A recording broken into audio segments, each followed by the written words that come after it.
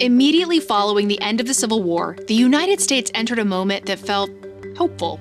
For the first time, millions of newly freed African Americans were imagining a future built on opportunity.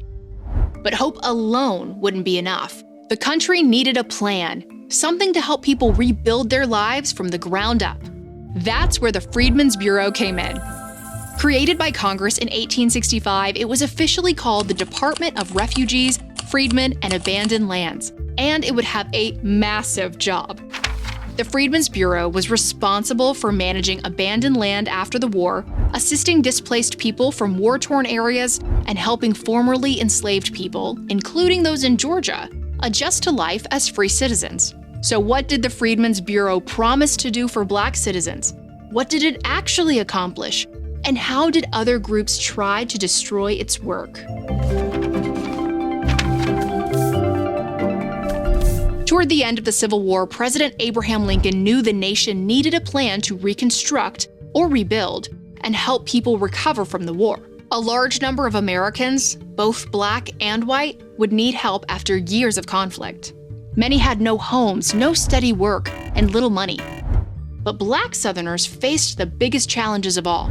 People in situations like this, or those who were displaced by war, are called refugees. So in 1865, to help these people, Congress, under President Lincoln's direction, established a new initiative within the War Department, which already handled military resources and relief efforts. It would be officially named the Department of Refugees, Freedmen, and Abandoned Lands. Nicknamed the Freedmen's Bureau, the department was designed to operate during the remainder of the war and for 1 year after it ended. For a while, the Freedmen's Bureau stepped into roles no other agency would, providing food, education, jobs, and protection from intimidation or assaults imposed by white supremacists. The Freedmen's Bureau was also set up to run hospitals and refugee camps and supervise labor contracts between farm owners and Black workers. And it would manage records, settle disputes, help formerly enslaved couples legally marry, and even provide transportation to reunite families. To help all those in need, the Freedmen's Bureau set up offices across the South, in Washington, D.C., and in border states between the Union and the Confederacy. The Bureau's impact was significant in its early days. In Georgia, it created the state's first public school system for both Black and white students. It opened more than 60 schools in its first year alone. But just as soon as progress began, challenges arose. A month after the Freedmen's Bureau was created, the Civil War ended, and just 1 week after that, President Lincoln was assassinated.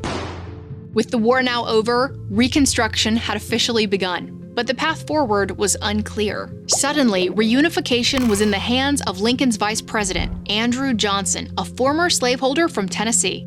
Although Johnson supported the Union, he was sympathetic to those who fought for the Confederacy. The commitment to strengthen the country was now at risk, and the future of Black people's rights and the promises of Reconstruction felt uncertain. Still, the Bureau pushed forward, promoting paid labor and written contracts. But without land, money, or political power, many Black workers were trapped in unfair agreements that offered few choices and even less pay. White landowners gained access to cheap labor, which helped spread sharecropping across the region. So instead of experiencing true freedom, formerly enslaved people fell into a system that looked similar to the old one. The Bureau did deliver on some of its promises in Georgia, though. The Freedmen's Bureau distributed more than 800,000 rations statewide. While most went to formerly enslaved people, nearly 1/5 of the rations also supported poor white families.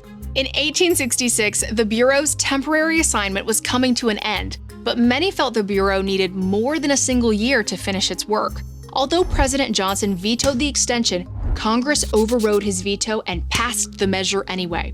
Congress also expanded the Bureau's duties, including helping Black soldiers secure pay and pensions for their service in the Civil War. But not everyone supported Reconstruction programs like the Freedmen's Bureau.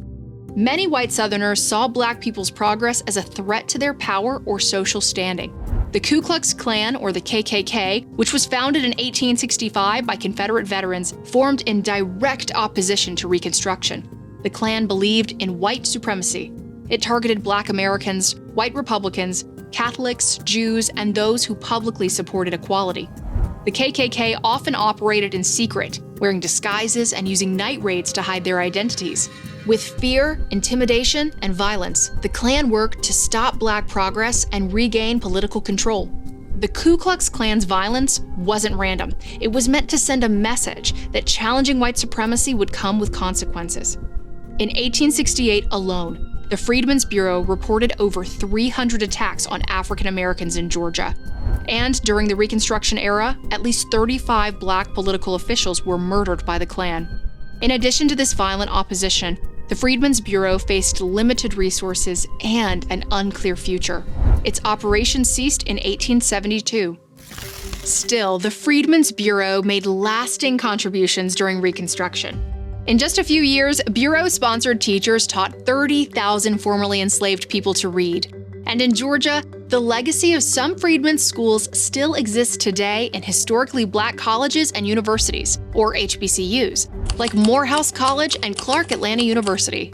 Despite its challenges, the Freedmen's Bureau helped formerly enslaved people find work, reunite their families, get food and shelter, and access education for the first time. It supported schools, churches, and communities, and laid the groundwork for civil rights, showing that freedom meant more than just the end of slavery. It meant opportunity, education, and a chance to fully participate in society.